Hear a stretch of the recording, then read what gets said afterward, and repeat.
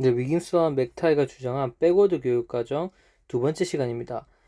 이번에는 백워드 교육과정의 정의와 이론적 기반을 보다 구체적으로 살펴보고 나서 그 뒤에 시험에 나올 수 있을 법한 영속한 이해가 무엇인지 살펴보도록 하겠습니다. 그리고 백워드 교육과정의 장점이나 수업 어떤 계획, 단계 그거에 대해서 제가 구체적으로 설명드리도록 하겠습니다. 일단 정의를 보시면 백워드 교육과정의 정의는 다음과 같습니다. 수업이 이루어지고 난 뒤에 평가 계획을 세우는 것이 아니라 교육과정을 설계하는 초기 단계에서 교육 목적 달성 여부를 평가할 수 있는 계획을 세우는 수업 설계 모형을 바로 백워드 교육과정이라고 한다. 즉 중요한 거는 교육 목표 혹은 교육 목적 설정 이후에 학습 경험, 어떠한 경험을 아이들에게 제공하고 그리고 이 경험을 어떻게 조직해서 아이들에게 제공해서 실행하고 난 뒤에 평가 계획을 세우는 게 아니라 교육 목표를 세우고 난 그 즉시 평가 문항까지 다 작성하는 그러한 교육 과정을 백워드 교육 과정이라고 합니다. 그럼 이런 백워드 교육 과정은 어떠한 이론적 기반을 바탕으로 탄생을 하게 됐냐? 절차적 측면은 타일러의 목표 중심 교육 과정을 기반으로 하고 있습니다. 내용적 측면은 브루너의 지식의 구조에 영향을 받아서 그것을 기반으로 하고 있습니다. 그래서 살펴보자면 타일러의 교육과정 개발 모형에 따르게 되면 학생들에게 제공되는 학습 경험이 목표와 멀어지는 현상이 발생할 수 있다. 즉 수업이 학교 안팎에서 요구하는 평가를 만족시키기 위한 방식으로 진행될 수도 있다는 겁니다. 따라서 이러한 것들을 방지하기 위해서 교육 목표를 학습 계획 선정이나 조직에서 수업을 실시하기 이전에 평가 계획을 다 세우고 나서 그 시험 평가 계획에 따라서 아이들에게 수업을 제공할 수 있도록 한다는 거죠. 왜냐하면 평가가 엄청 중요하잖아요. 결국 평가 문제를 아이들이 잘 풀고 만들어내 그것을 이제 도달해 잘 숙지해내야지 그 아이가 학습 목표를 달성한 것을 보잖아요. 그러니까 평가 문항이 그만큼 아이들의 어떤 학습의 길을 열어주는 중요한 받침대 역할을 할 수 있다는 거죠. 그래서 기본적인 틀은 목표 중심 교육 과정과 동일하다. 왜 목표 중심과 어떤 학습 내용을 보다 구체적으로 우리가 습득하기 위해서 하는 것이기 때문에 이거에 대해서 제가 그 다음 강에서 여기서 더 구체적으로 말씀드릴 거예요.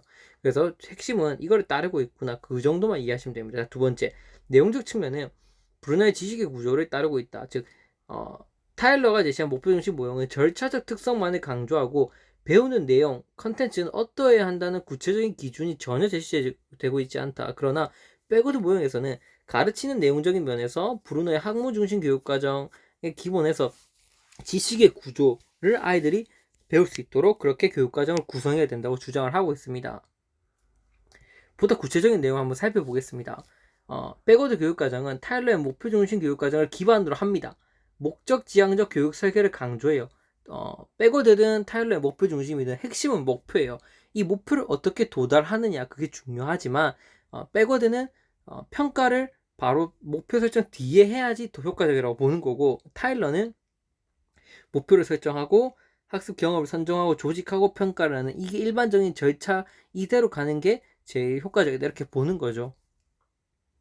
물론 더 구체적으로 들어가면 타일러도 이렇게 얘기를 했습니다. 이 절차를 따르는 것은 좋지만 뭐 상황에 따라서 이 절차가 생략될 수도 있고 혹은 어떤 절차가 앞뒤로 변경될 수도 있다고 이렇게 이야기하긴 했습니다. 타일러가 이야기하긴 했지만 그래도 일반적인 이러한 절차로 가는 게 제일 효과적일 것이다라고 얘기한 건 맞아요. 그래서 뭐 타일러가 절대 이 절차를 뭐 여기 보면 뭐 목표 설정, 학습 경험 선정, 조직 평가 이 절차를 무조건 따라야 된다 이렇게 얘기한 건 아닙니다. 그렇기 때문에 그 뒤에서 다양한 교육 과정들이 개발될 수 있었던 거죠. 그래서 이렇게 목표를 선정하고 평가를 선정해서 평가 문항까지 다 만들고 학습 경험 선정하고 조직해서 아이들에게 가르치고 이러한 방식 그 다음에 이 앞에서 계획한 평가 문항에 따라서 실제 평가를 해보는 그런 방식으로 우리가 교육 과정이 진행되어야 된다고 보고 있습니다. 따라서 이 절차적 측면에 따르게 되면 훌륭한 교사는 다양한 평가 도구를 타당하고 신뢰할 수 있게 개발할 수 있는 평가 전문가 역할을 수행하도록 하는 겁니다. 즉 이제 평가 수업은 교사가 하고 뭐 평가는 또 외부 전문가가 따로 해야 되는 게 아니라 이 백워드 모형에 따르면 평가 제일 교사가 중요하게 해야 될 부분이 평가까지도 교사가 맡아서 외부의 어떤 기관이 아닌 교사가 실제로 이렇게 다 하나하나 평가 문항을 만들어서 그 전문가 역할을 할 수 있도록 해야 된다. 이렇게 구성하고 있습니다. 내용적 측면에서 봤을 때 백워드 설계 모형은 브루너의 학문 구조 이론의 영향을 받았습니다.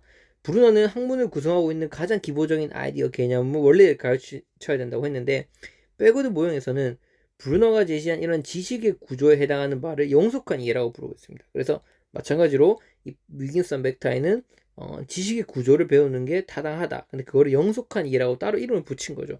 영속한 이해는 학생들이 비록 아주 상세한 것들을 잊어버린 이후에도 머릿속에 남아있는 큰 개념이나 중요한 이해를 의미합니다.